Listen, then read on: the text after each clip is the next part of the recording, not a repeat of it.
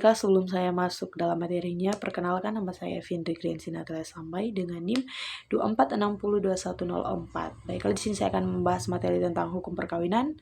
Langsung saja di materinya.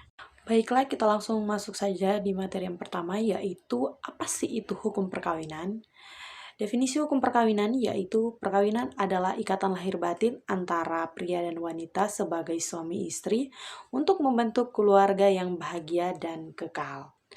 Dan yang kedua yaitu dasar hukum perkawinan. Yang pertama yaitu Undang-Undang Nomor 1 Tahun 1974 atau diubah dengan Undang-Undang Nomor 16 Tahun 2019. Dan yang kedua yaitu Pasal 22 Undang-Undang Perkawinan, yaitu sah jika sesuai dengan hukum agama dan dicatat menurut undang-undang. Baiklah, kita masuk dalam materi yang kedua, yaitu syarat perkawinan. Syarat perkawinan di Indonesia diatur dalam Undang-Undang Nomor 1 Tahun 1974 atau diubah dengan Undang-Undang Nomor 16 Tahun 2019. Yang pertama yaitu syarat subjek, yaitu usia minimal 19 tahun laki-laki maupun perempuan. Yang kedua, harus ada persetujuan dari kedua belah pihak.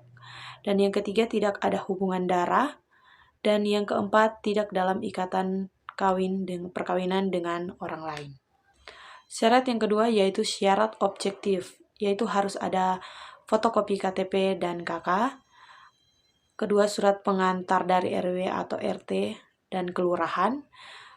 Surat keterangan orang tua atau di bawah umur, surat keterangan belum menikah, surat dispensasi dari pengadilan, buku nikah orang tua, dan foto pasangan.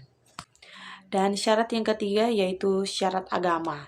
Perkawinan harus sah menurut agama dari kedua belah pihak masing-masing. Kita masuk dalam materi yang ketiga yaitu larangan perkawinan. Apa saja sih larangan-larangan dalam perkawinan? Yang pertama yaitu hubungan darah. Sesama saudara kandung tidak boleh menikah. Yang kedua hubungan semenda. Contohnya yaitu anak tiri bersama ibu tiri. Dan yang ketiga hubungan susuan. Contohnya jika dua orang anak disusui oleh satu orang ibu, maka dua anak tersebut tidak boleh menikah.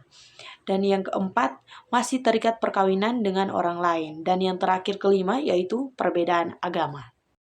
Baiklah, kita masuk dalam materi yang keempat, yaitu pencatatan perkawinan dan akibat hukumnya. Pencatatan perkawinan wajib menurut Undang-Undang Nomor 1 Tahun 1974 atau diubah dengan Undang-Undang Nomor 16 Tahun 2019. Perkawinan yang tidak sah dicatatkan meskipun sah secara agama, tetapi tidak diakui oleh negara dan menimbulkan berbagai akibat hukum. Akibat jika perkawinan tidak sah yaitu yang pertama, perkawinan tidak sah di mata hukum, dan yang kedua, anak dianggap di luar perkawinan yang berdampak pada hak waris dan pencatatan sipil. Ketiga, sulit mengurus harta bersama dan hak waris, dan yang terakhir yaitu kesulitan saat bercerai secara hukum.